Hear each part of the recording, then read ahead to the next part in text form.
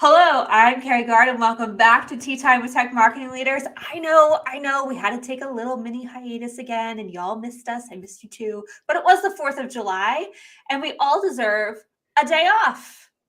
We do.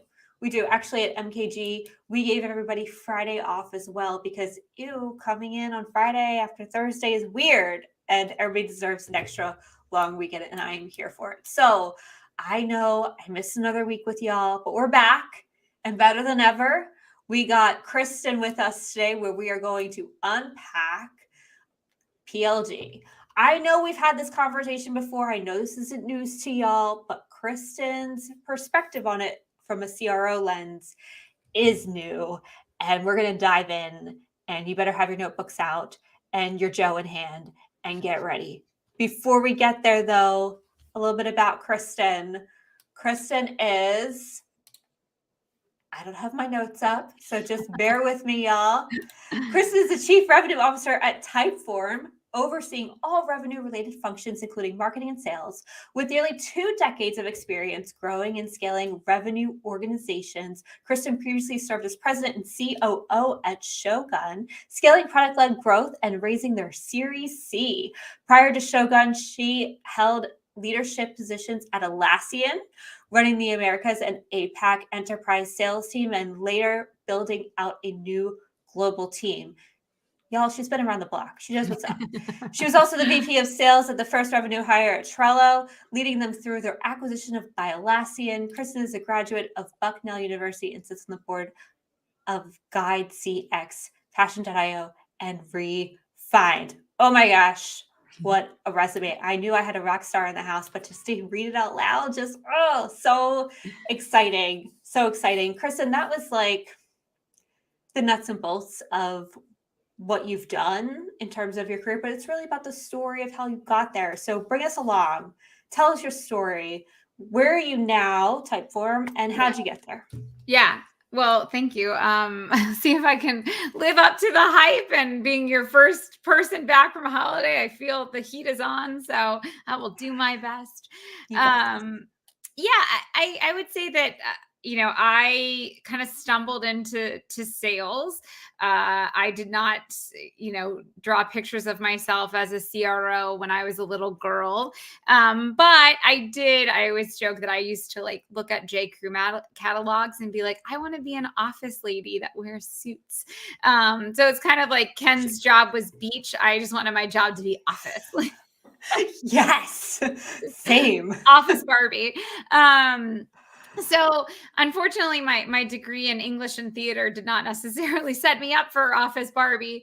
But I did kind of stumble into finding a job at a local tech company as an office manager there. And I sort of became close to the sales leader and close to the finance leader. And the CEO said to me, hey, both of those folks would love to have you on the team. What do you want to do?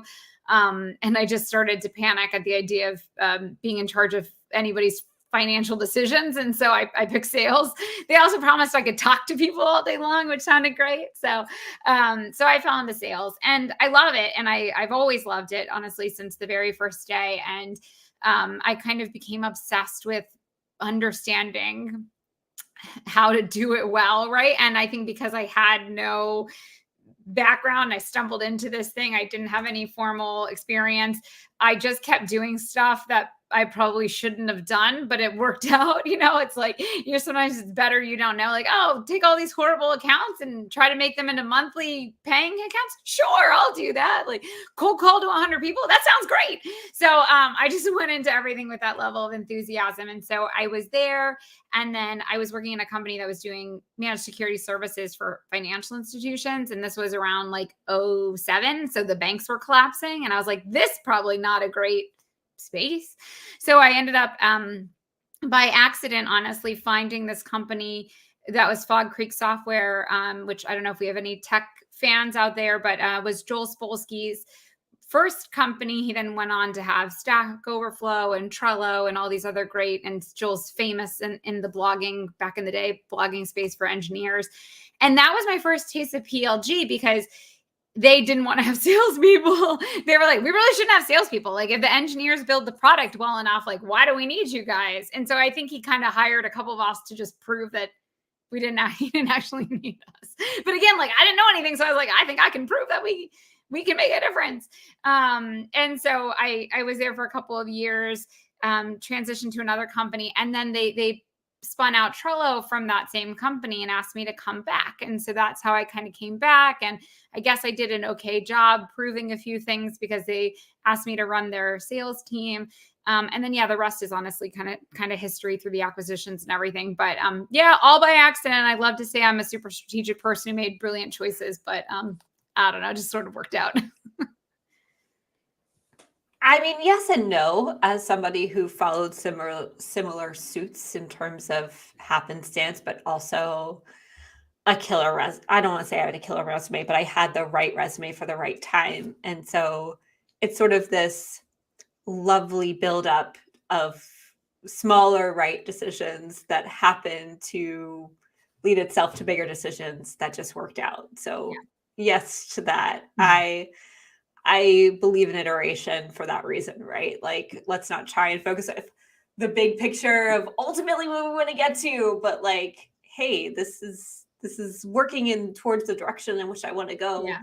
And iteration station for the win, for sure. I love that. One of the things you said that I just can't get enough of is how you did things you probably weren't supposed to, but with like gusto. Yeah. And so you mentioned a couple of them, like cold call 100 people. Yes, I'll figure that out. Yeah. One is, why would you classify that as something you probably shouldn't have done? And two, do you have any more examples of those and why maybe they were okay then, but maybe Yeah. not okay now? Yeah, I would say, I mean, probably cold call 100 people. It was not that you shouldn't cold call 100 people, but I just kind of went in, this was back in the day. Back in the day, I sound ancient, but I was just talking to somebody about tech stack, and I was like, my first tech stack was the phone book. Like, the tech stack used to be a lot flatter than it is today, right? And so we had this list of accounts. The company I was at had been a company that acquired a lot of regional managed security companies, and they had done a lot of one-off services for these companies. So think about, like, I provide an audit to your bank, and like, I did this one-time service and I don't do it again. So they had this stack of old accounts that all, I think now people would be like, these are not quality leads. These are not MQL. These are, they were cold and they had done a one-time service. And they were like, hey, Kristen, here's this stack of accounts. Why don't you see if they would be okay being a recurring revenue service for us, and offer them this thing. And again, I didn't complain about the list being junk. I didn't complain that they hadn't been nurtured. I was just like, oh, okay, thanks for the list. I don't have to go through the phone book. This is great. Like, I was just so happy. And so I would say it was things like that. Even the PLG part of my career, where I would say, I think back in, again, this before PLG was a thing, right? You have to go back to before a time where the concept of you being able to buy $5,000-$10,000+ of software without talking to a person was kind of radical. I think it's less radical now. Like, let's just remember the environment we're currently in, but it wasn't like that then. And having the conversation and saying at Trello, I know we have like a couple million users, but honestly, a lot of those people, either they should buy or not. I don't want to talk to them. It's a waste of my time. So we're only going to talk to these other people. Well, Kristen, what if they raise their hands? And I was like, yeah. Answer their question. Like, don't not talk to the person. Don't be rude. But like, I don't know if you should pursue it. And I don't really think like you trying to sell it is better than it just being sold on its own. And I think, again, like now I think that's worked out a lot. But at the time, I remember my first meetup with a bunch of VP of sales, and I was telling them this, and people looked at me like I had six heads. Like, the idea, like, how are you going to comp your people? Like, aren't you going to just get fired once they realize, just all the fear, Mhm. right, of that. So I'm sure I can think of other examples, but like, I think it's things like that where I just was like, I didn't know any better for some of that stuff. And I was willing to experiment with the other, and probably a hybrid of those two things led to, listen, like some discoveries that really worked out and probably some that maybe didn't as well, but at least we tried them. I love that. Peter Wheeler, the leads are weak. What else does sales like to say to marketing? Yes, this is a problem. But I love, and if you have any others, folks, in the comments, chime on in. We'd love to hear what you felt like you were told to do that you did with gusto back in the day, and maybe now it didn't pan out quite so well. And so, like, how has that changed for you? Tell us all the things. We want to hear from you. It's the beauty of being live. It's the beauty of being live. Let's we'll answer all your questions, and we'll do our best to interact with you too. We are here for it. Before we get into PLG, because you naturally led us there, thank you for doing my job. I appreciate you. That's right. Let's talk about where you are right now in terms of a challenge you're currently facing, and what's hard and in your way right now. Yeah. I mean, hopefully the challenge, I say, other people feel as well, because I feel like when I talk to my peers, this is what I'm hearing. But I think right now we're in this inflection point with tech. And I think that Typeform, obviously I have all of sales and marketing and customer success, so I'm not just thinking about it from a sales led angle, but the way people discover your brand, the way people discover your product, it's changing, right? I think you could take the AI element of it, like literally people aren't Googling anymore. Like they're not going into search engines anymore. They're asking their questions of AI, or when they are using their search engines, AI results are outpacing paid performance results or organic results. And I think that is something that is new for hopefully all of us, not just me, but like that's new. We haven't had that before. And we're in this inflection point with that. I think even before that, we also are looking at just buyers' behavior shifting. And I think PLG to some extent has been prepared for this, but it is still a different shift. And I would say, think about you as a consumer.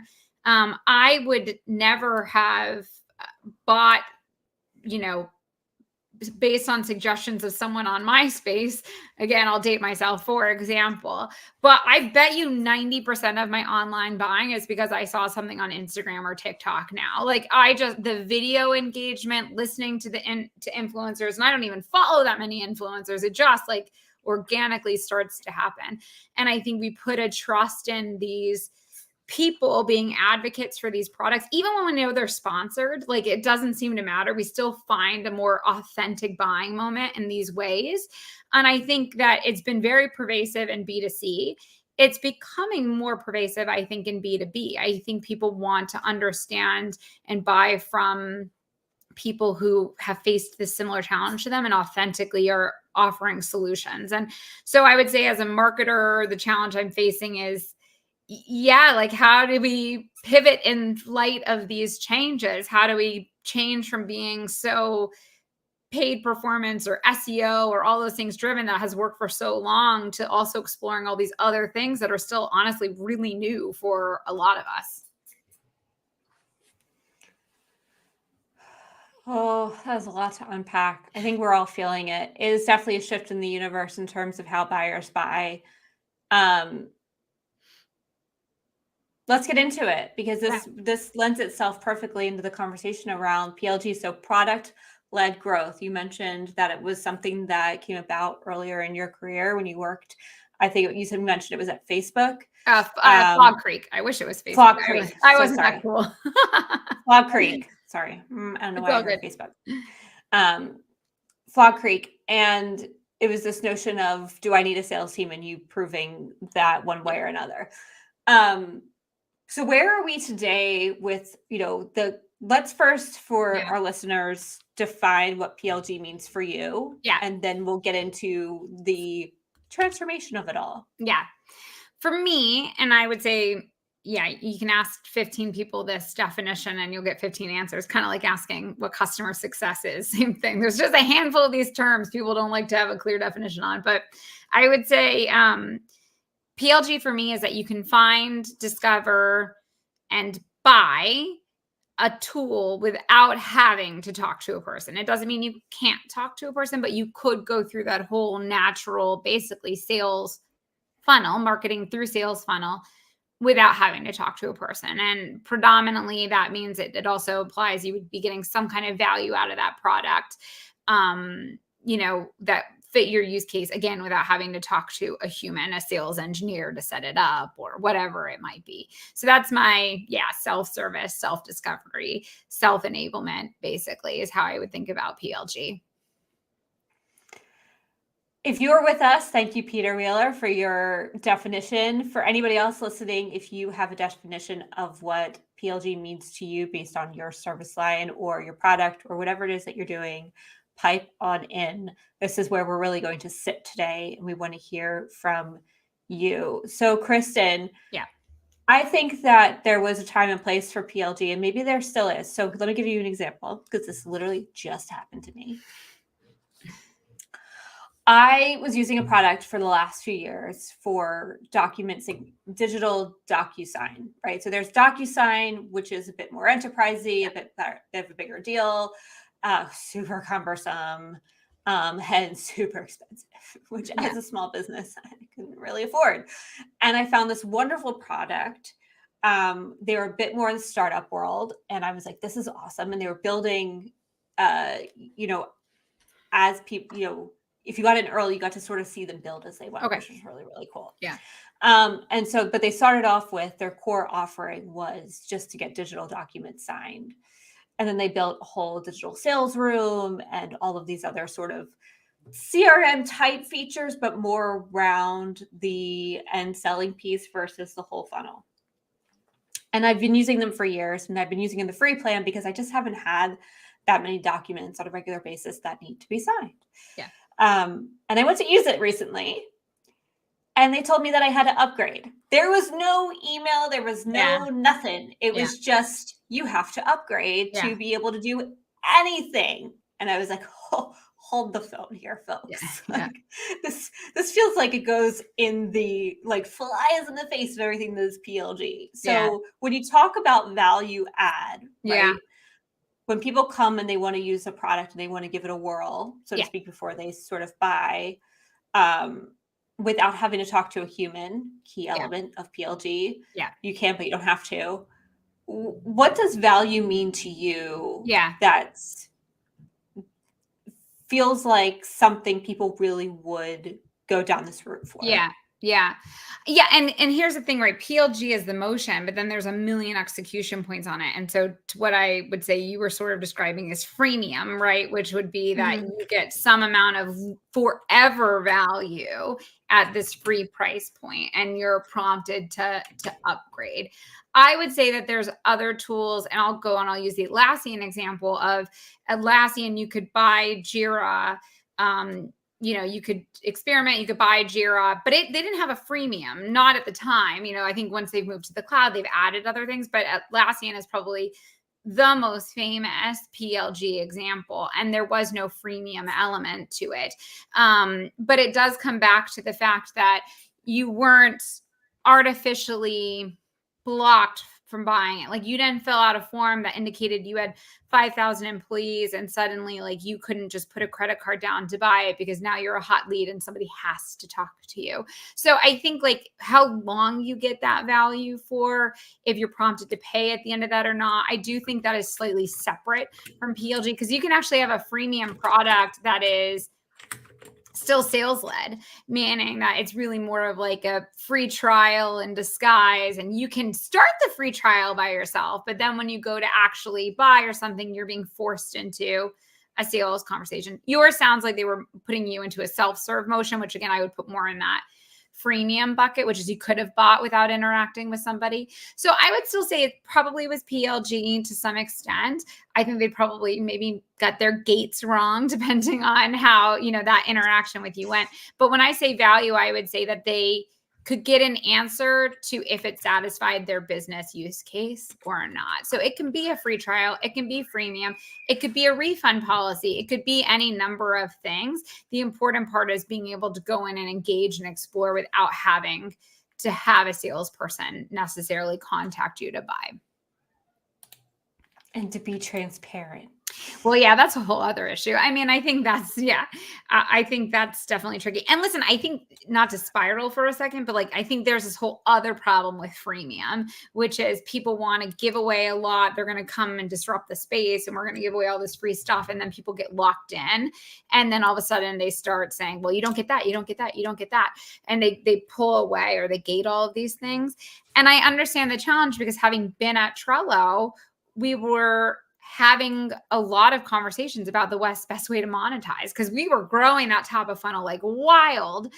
I don't necessarily know if we were making the monetization engine grow at the same ratio, which to some extent is okay. But to some extent, you also want to figure out those levers. And the longer you go with it being free, the harder it becomes to gate. You know, you can take things away. People get really upset, but if you give more things later on, people always are happy. So I think that's the balancing act to be had there. And I think that comes down to the customer centricity and understanding what people actually need and understanding your target and who you actually care about paying for it or not.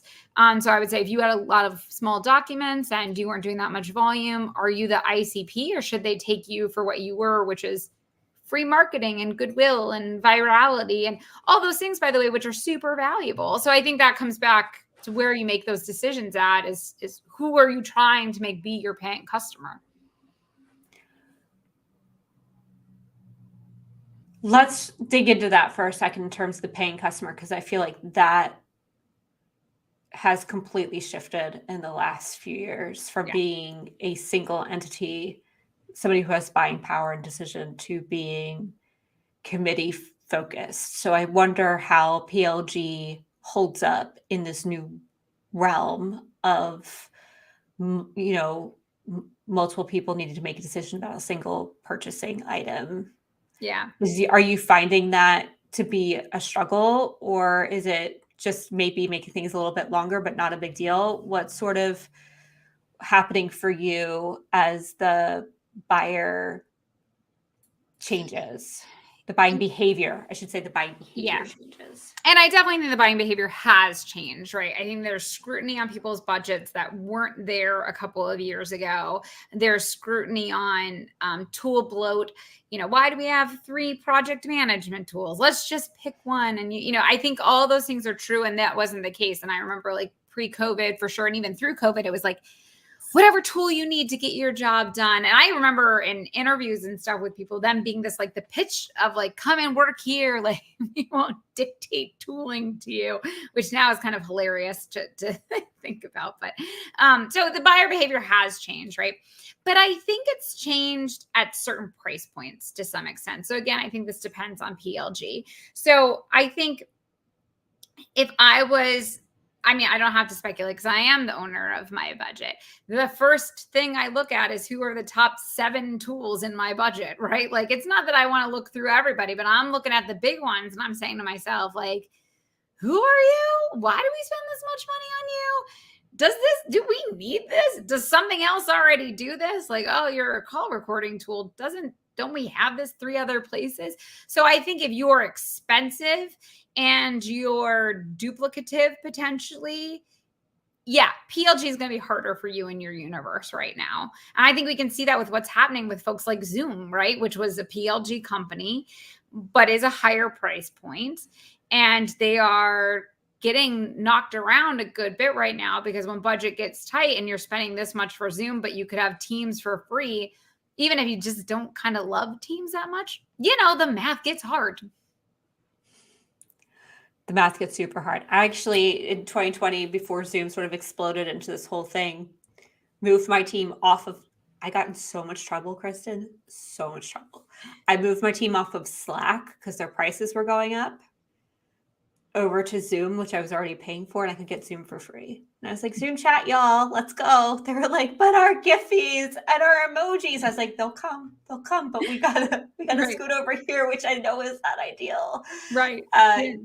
So that's absolutely real. Consolidation is real, especially as these tools in Google, in Microsoft, the big guns, right, get better at what they do, trying to continuously find that empty space that they don't play in. One One of the things that you mentioned in terms of the audience that sort of lends itself to this experience I had. So I was using this tool for document signatures. I PLG'd it. I got in all on my own. It's just single user. I send documents willy-nilly. I've learned to figure out how to use all the features, which were plentiful and awesome and wonderful. The minimum for them was 3 documents. So the minute you needed more than 3 documents, you needed to upgrade. I didn't need more than 3 documents. It's perfect for me per month. And then I logged in one day and all of a sudden told me that my trial ended. And I was like, I've been using this tool for 3 years. When did I get when did I get put on a trial? Right. This is so crazy.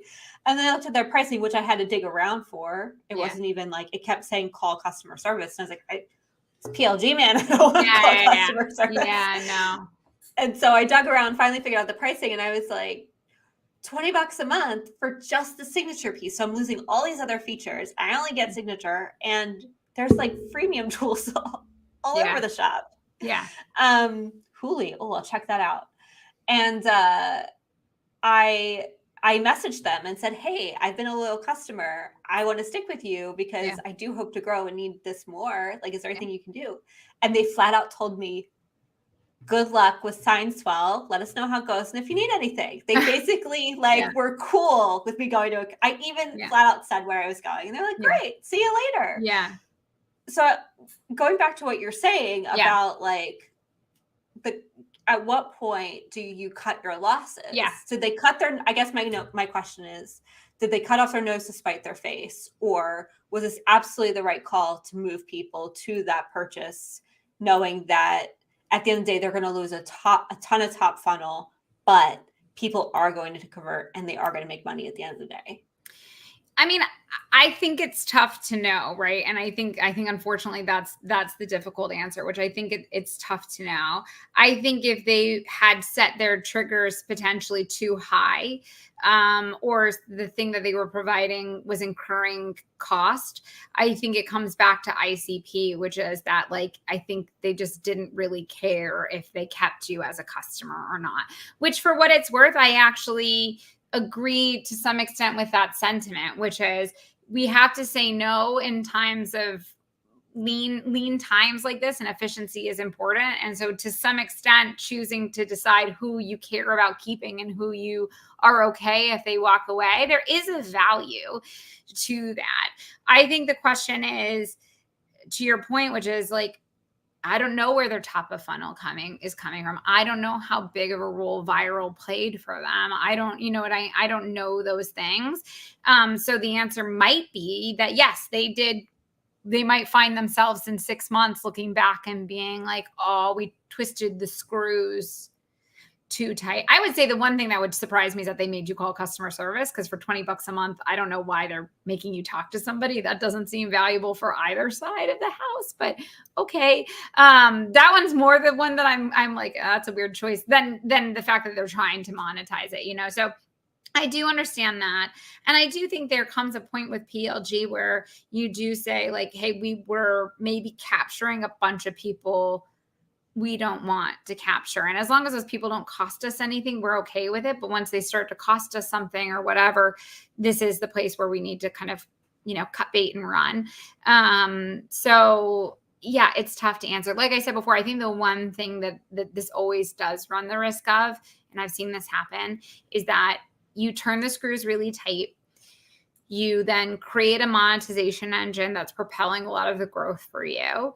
But other people can come in and undercut you very quickly by offering 4 documents instead of whatever it is, right? And now you can't drop back down to be competitive again in that spot because you're going to cut your revenue stream off, and you didn't build any other parts of the revenue stream to take into account that. Like, you didn't create an upgrade flow. You didn't create a whatever it might be so that you had enough people moving up at any given time that if you did lose that bottom, you'd be okay. I think those are the nuances with PLG, because PLG is also, in my opinion, fundamentally a land and expand business. It only works if you can get in and grow. If everyone gets in and stuck at that exact same tier forever, that probably doesn't work as well because you've probably left too much money on the table because you haven't captured all of this, or you haven't captured all these use cases, whatever it is. It has to have that expand also in that PLG motion for it to work. Yep, you're muted. So that happened.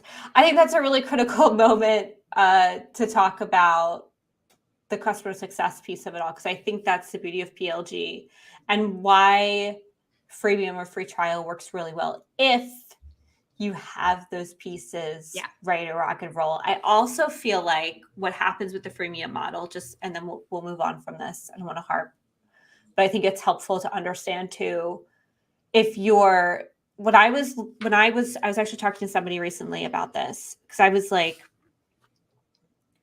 I feel like we have to give to the smaller businesses in goodwill, because at some point they're going to grow and they will need to upgrade and start paying for it when they can afford it. Right. Yeah. But somebody pointed out to me, which I thought was really helpful and important, that there's a difference between a startup who's going to scale and a mom and pop shop. Yes. Right.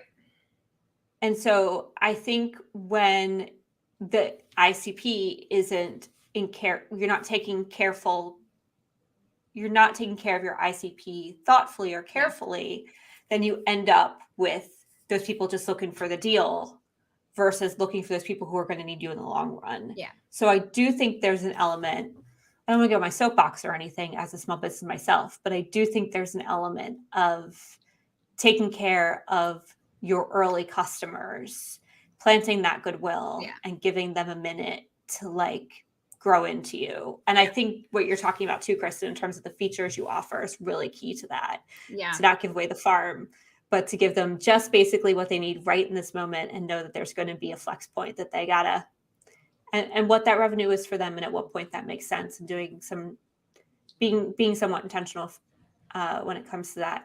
The next question is around the complexity of the product. Yeah. Because I find that, especially in cybersecurity, especially when you're working with developer tools, there's an element to setup that comes with it. And I find PLG is a double-edged sword with that, at least from what I've heard in the grapevine. What's your experience of how you incorporate PLG in knowing that there's going to be a bit of trust that goes into converting people in the long haul on that, or even getting them not sending it for the trial because I'll go through leaps and bounds of doing this thing if it's not going to work for me, right? Yeah, so exactly. How do you overcome that? So I've thought a lot, and I don't know how many sales listeners you have as well, but I've thought a lot about this lens because I think oftentimes about sales methodologies and it being like, I'm a Sandler house, I'm a whatever, you know what I mean? Like the this is the kind of philosophy we do, the give, get, the da da da da da. And you tend to say like, we're one thing. This is the one thing we are. But in reality, when you get to know sales teams, even if they are those things, they've actually kind of homegrown their own version of that ultimately. Like they're taking a little bit from Sandler, they're taking a little bit. So it's always all these little pieces get pulled together. I do view PLG as that, which is that even if you say you're PLG, you're probably not really exclusively PLG. And my example, that would be Atlassian, famously PLG, but also a developer tool that also had a good bit of technical implementation. And how did they resolve it? They built a big ecosystem where partners did all of that work, and partners acted as the salespeople and partners acted as the sales engineers.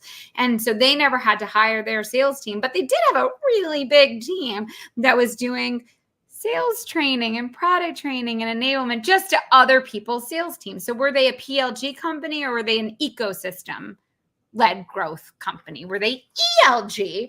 And so I think, you could start to do these lenses where you start to slice these pieces and you realize that very few people are purely the one thing, right? And that's the truth of it. And so there are tools that just fundamentally don't lend themselves, at least for the initial buy, to be PLG PLG. They're too complex. They have too much dependencies, whatever it might be, right? And I think the question then is, are there things you can learn about PLG and incorporate that in other parts of those funnels? Like maybe once you're in, and again, I was in managed security services. We sold to banks. Those people weren't going to go and buy on their own. But once we got in, they could easily find the other things that they could extend, and they could buy those without having to have a salesperson. And so again, I think it comes back to not being so strict in these terms, but also not so strict in your funnel, which is maybe it's okay to be sales led here and PLG here. The funnel doesn't end just because someone came in the door and bought. And you can, by the way, move in between those things. Like maybe for some stuff you stay PLG, maybe for some stuff you become sales led even later in the funnel, like small add-ons, user seats, responses. I think it's changed now, but I remember I was hitting this like storage limit in Salesforce. I'm like, why do I have to keep signing a contract with you? Just bill me. It's fine. So even there, like maybe if I want to add on one unit, it's a sales conversation, but maybe there's a bunch of smaller stuff I could just add on. And so that's where I think like pushing ourselves to ask, can I Frankenstein pieces of this to make it work best for my business? That's where I think PLG has a fit. And even if you can't do any of that, I think taking the lens of once somebody is in, how will they discover this? Do they need to have sat through a training to understand this? What about when that person leaves and my new replacement comes in? I don't get to do an onboarding with them. So looking at your product development from that customer-centric, easy to discover lens, even if that's the only piece of PLG that comes into your development cycle, even that's worthwhile, I think. Peter says that falls way back to experiential marketing. Has tech just gotten to a point where quote unquote try-ons framed as PLG are just possibilities due to subscription lenses and not boxes on shelves? Yeah, I think it depends, right? I think it does depend. I do think that PLG, like even if you have a technical tool, maybe you don't, let's say I was an admin of a developer tool at the company I was at, and I know how to use it and all this other stuff. And I want to go and I want to buy it at my new company. I still might need to sign a contract. I might still need to go through the technical element, but do I force a sales process? Like if I'm completely qualified, is that company going to run me through a sales process still? And that's where, again, I would say like, that's not a subscriptions or anything like that narrative, but it's more of like a philosophy of how you run this is more probably very specific to sales team, but how you run your sales team. And I have seen it where it's like, I don't care if this person I don't care if they bought it before. I don't care if they're ready. My VP says I have to do these phases of the conversation to be able to move the deal forward. And so there is still, I think, especially in larger ticket deals, a level of rigidity that just buyers don't necessarily want to go through anymore. So I don't know if that probably didn't answer your question, Peter, but I think it's not just that PLG has gotten to that point, but I do think there are pieces of that. But I think if we can take some of those PLG lessons and like basically take the lead from our buyers to some extent, we should find places to do that. So many places to take lessons from our buyers. Peter says a decent sales team would understand that individual as a champion from a past life, or in PLG mindsets, the growth team being smart about defining PQLs and making real PQAs. Yeah.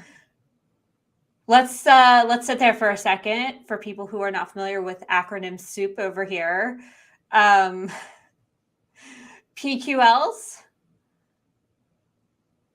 product qualified lead. Yep, product qualified lead. Yep. And product qualified account then for PQA. PQL, and PQA. Yeah.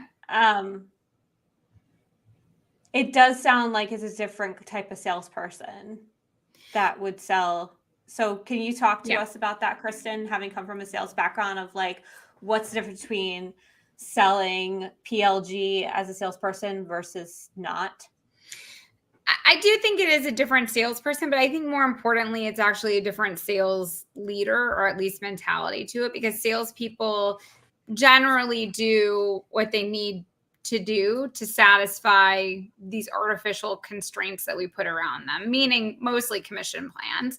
But whatever other KPIs we have, like it's not just commission plans, but if there's a really important, like how many demos did you do this week? That's where I would say, I agree with you, Peter, a decent sales team would understand that, but you also don't. I think we underestimate the power of your sales manager getting on your backside because you missed your demo goals this week. So, I think we do also put artificial constraints because we are forcing people through a journey that maybe they don't necessarily need to go through. Now, listen, there's a flip side of that, which people will be like, well, without that discipline, our salespeople would be terrible salespeople. And so there's a nuance here, right? And so, for example, one of the things I would say is that when I first started doing PLG without knowing it was PLG, when I first started doing this at Trello, the team would say like, but what if I did this demo with somebody and then they go and they buy it through the website and I don't even get credit for that. And I don't get commission for that. And it's like, it's a valid concern when you are living at least 50% of what you take home every year on commission, right? Because that is the general setup for these people, somewhere between 60, 40, 50, 50, something like that. And so as a sales leader, I think you could say, well, turn off self-serve, make them contact customer service, like you experienced. Or you could say, tough nuggies, guys. And then of course, what are people going to say? They're going to be like, well, I don't want to talk to that lead because it's going to be, so now you've created this, again, not customer centric. Like, I don't want to answer this question because they're going to go self-serve. Or you can think about ways to incentivize your team differently and draw your KPIs differently that take into account the buyer journey. And so it is a different person, but I think mostly it's a different mentality. And I also think, by the way, it's not just the sales leaders. I feel sales and marketing and everybody, I feel for the teams, because at the end of the day, it's usually a CEO that they're having to answer to. Like, show me your CAC. What did that brand campaign do? How many signups did it generate? It's no different, right? Sales has the exact same pain points. And PLG complicates that. It makes it hard. And that's why I think a lot of people shy away from it because, and I get this question all the time when I talk about this with people, which is like, how do you comp your salespeople? Don't your salespeople get so frustrated? Can they hold that account for a year and expand it? And I say, no, they can't. You do the deal and they must get so upset. And it's like, these are the reactions because this is how we've built these teams to function. Anyways, now I'm spiraling on sales compensation and sales, but it's a valid concern, and you have to set it up front correctly to really bring in the right, it's a double-edged sword for sales teams. And it's either a blessing or a curse. A blessing because it could be really easy to sell if the PLG does it itself, especially to what Peter's saying around documentation and the educational piece. And then sales just gets to show up and close the deal. Fantastic. Exactly. I think sales will show up for that all day, every day, as long as they don't have to keep the account for a year, right? There should be PLG on the other side or a customer success team. And Zoom was great at this, right? So we met with their sales team in Denver a few years ago before COVID when they were sales led, and before that COVID hit, and then they sort of exploded. And it was very much a sales led operation where they had sales teams going out there, and then they had the PLG motion in between. And then, oh, bless you.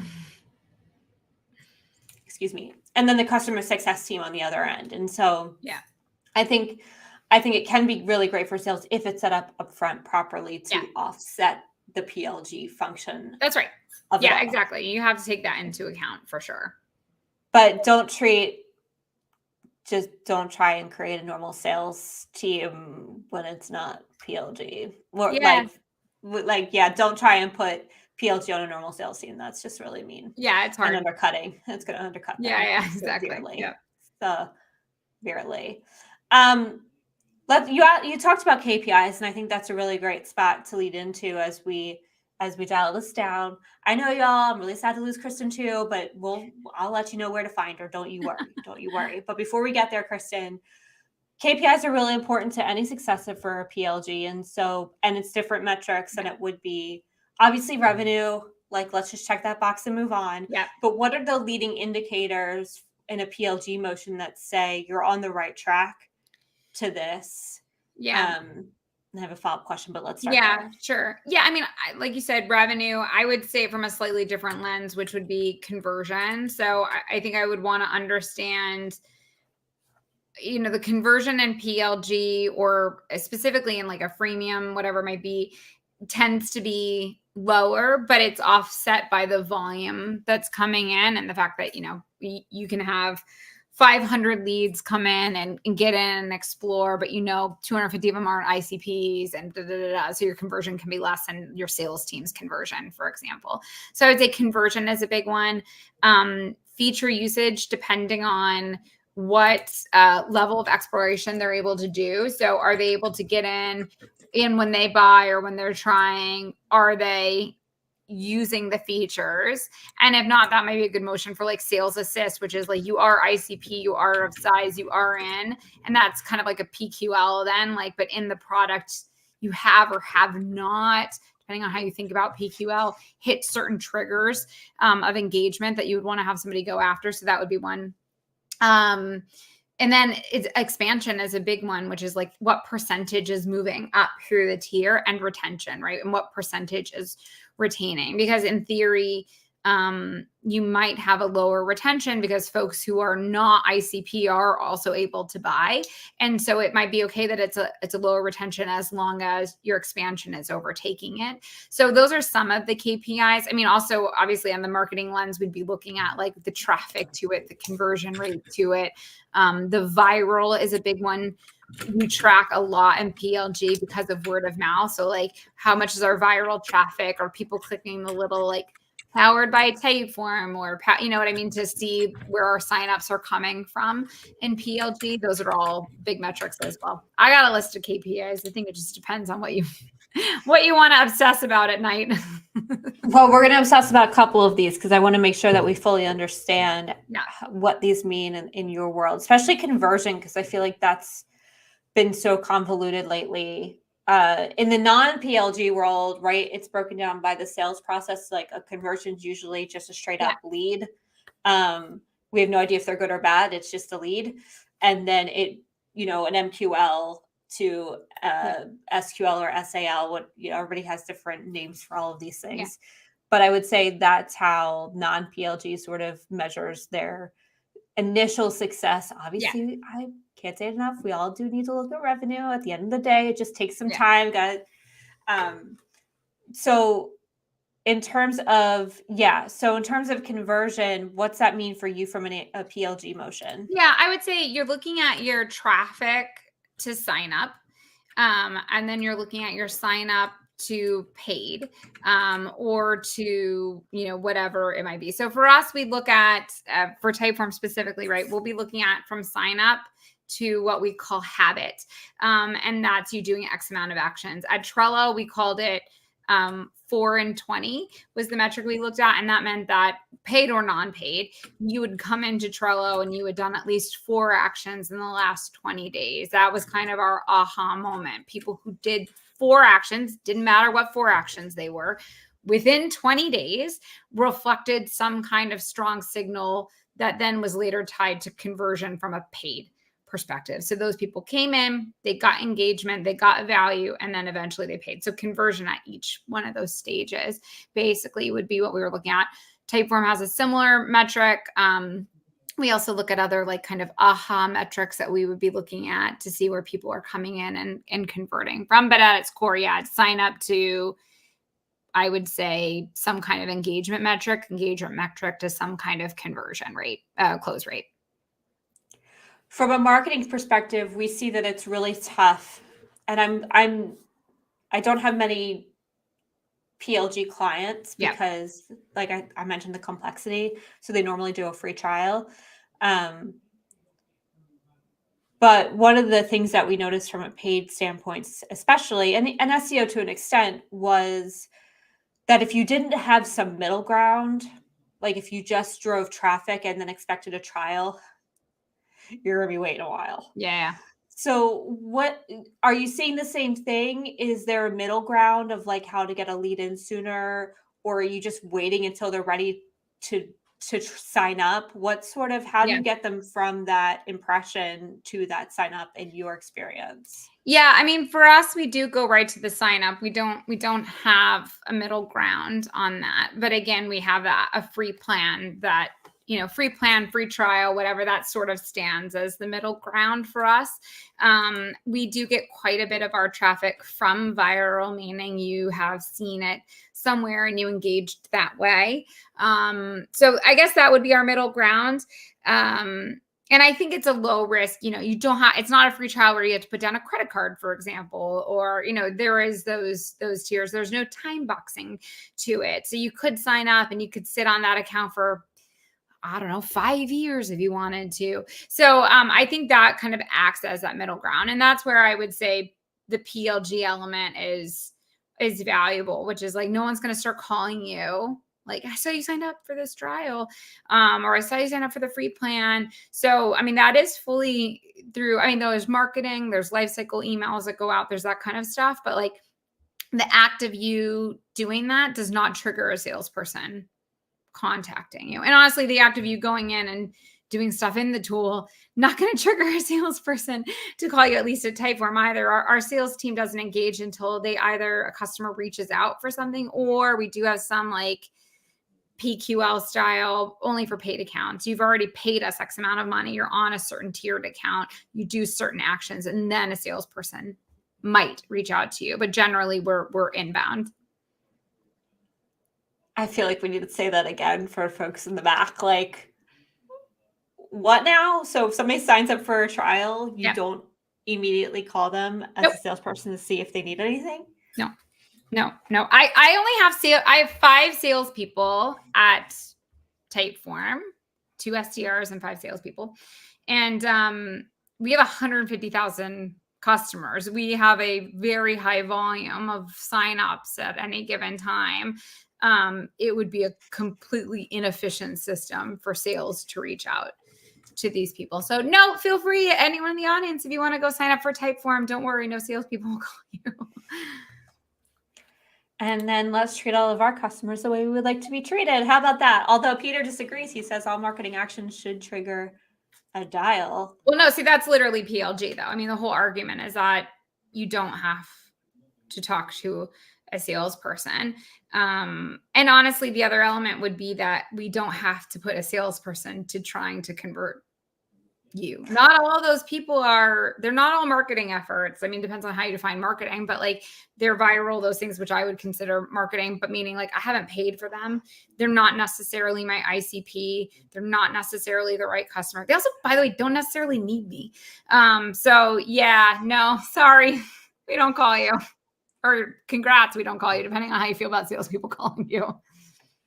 And Peter is totally very sarcastic, and I should have known better. But like many of us, we're going to read that comment and not know that it's sarcasm. So thank you, Peter, for clarifying. Thank you for Peter doesn't want to go down on the record as being like an annoying salesperson should call you every time you do something. But also, yeah, well, I mean, no, Peter, I know. That's why I was shocked that he even said that. That was, that was so out of character, and I should have known. What's not out of character is Peter's sarcasm, and I should have known better.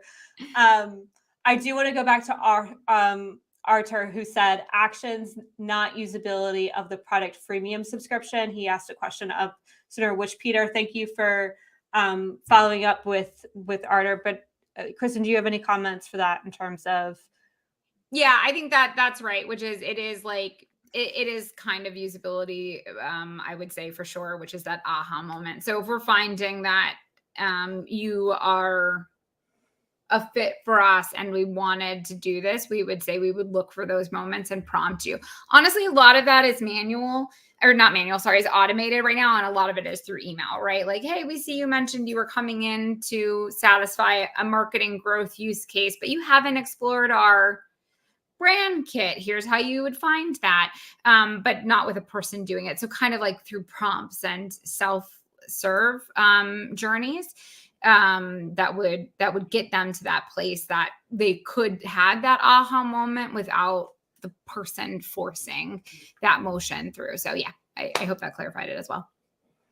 Yeah, No, Peter's gonna follow me around, and he gets me. Like, I love it because I have no idea who Peter is. I can't see him in this, but like, I feel a connection with this man. He's answering my questions for me.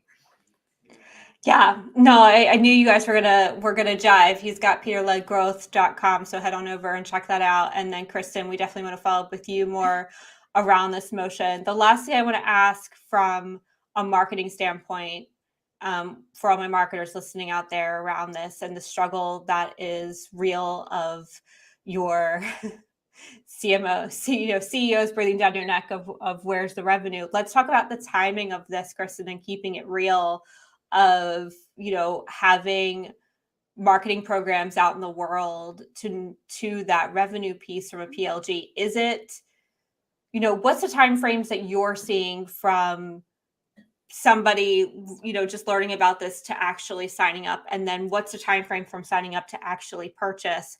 And are you seeing that take longer than it used to, or is it faster? What's sort of happening in the market these days with PLG in terms of the time this takes?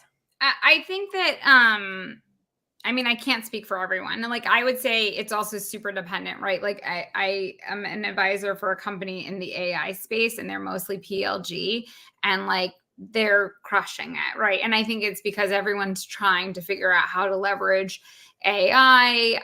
There's no budget line items for any of us to buy tooling unless it's AI. So I think like it depends on the space, it does depend. I would say spaces like that, I'm seeing very quick acceleration into purchase and engagement. I would say that the biggest problem right now is if you think you're going to go into PLG to solve your efficiency, you're like, I heard with PLG, you need less salespeople. So we'll hit these same numbers and we'll cut our team in half and like, it'll be great. Or we'll cut our marketing in half because it'll be viral.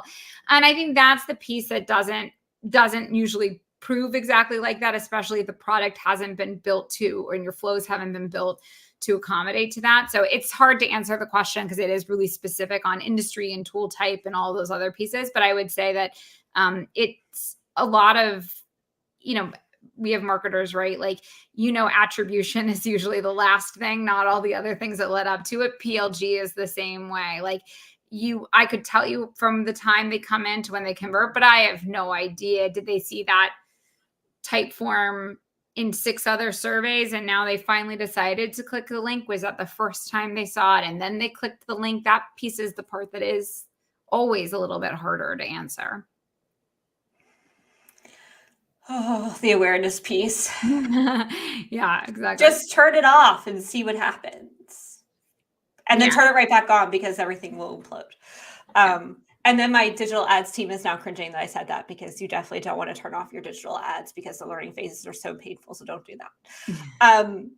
I'm so grateful for this conversation, Kristen. Thank you to the people in the comments. It was great to see your conversation in parallel. We'll be circling back with you and following up as well, asynchronously. I love live. It is a live conversation right now, and I mean that in multiple ways. Kristen, before we close out, where can people find you? They want to learn more about PLG and Typeform. Where are you at? Yeah, I think the best way is just hit me up on LinkedIn. Just look up Kristen Habacht. I don't think there's another one out there. I got that one boxed in. So yeah, happy to chat and geek out on PLG all day long if you have questions. All day, every day. All day, every day. Before we go, Kristen, you're more than a marketer. You're more than a CRO. You're more than a salesperson. You wear all these hats. You wear them well. What's going on personally in terms of 2024? We're halfway through the year. We got a few months left here. Yeah. Summer is summering. Yeah. It's summering for sure. What are you most looking forward to for the second half of the year? Honestly, I have 3 boys. I have twins that are 6 and I have an 11-year-old. So I will say this, which is, I'm not sure I'm looking forward to it, but my son is starting middle school and I feel like I don't know if it's mostly a US crew or not, but like, I feel like I'm starting middle school again. I'm very in my feels about that. My socks are not high enough. Like I am not cool enough. So I'm feeling for this kid. So, keep me in your thoughts that we all survived middle school together. But that's the big one, like other than work stuff that I gotta get through. Oh, middle school, and how on earth you had one kid to then have twins. I have twins, and I can't imagine how I can't imagine doing it either way, whether you have twins then have one or have one and then have twins. Twins are enough. So I am with you in that That's world like that, as yeah, well. that question you asked me of like, what are things you you didn't know but you went full force into? We'll have a whole other podcast on twins. Twins. Twins. It's a journey. It's It a is. joyous journey, but oh my gosh, it's a journey. And middle school, well, at least you get to practice with one. That's right. I'll be by the next two. He's my beta, my beta Yes. test, my AB test. We'll see how it goes with him, and then I'll try it on the other two. We'll see. I get some time to figure it out. Absolutely. Absolutely. I can't wait to hear all about it. I cannot wait. Kristen, this was so glorious. Thank you so much for your time. Thank you to our listeners. If you liked this episode, please like, subscribe, and share. This episode was brought to you by MKG Marketing, the digital marketing agency that helps complex brands like cybersecurity businesses get found via SEO and digital ads. It's hosted by me, Carrie Gard, CEO and co-founder of MKG Marketing, produced by Snappy. If you'd like to learn more about that, hit me up. And if you'd like to be a guest, DM me. I'd love to have you on the show. Thank you all so much. Kristen, thank you again. Thank you. It was great.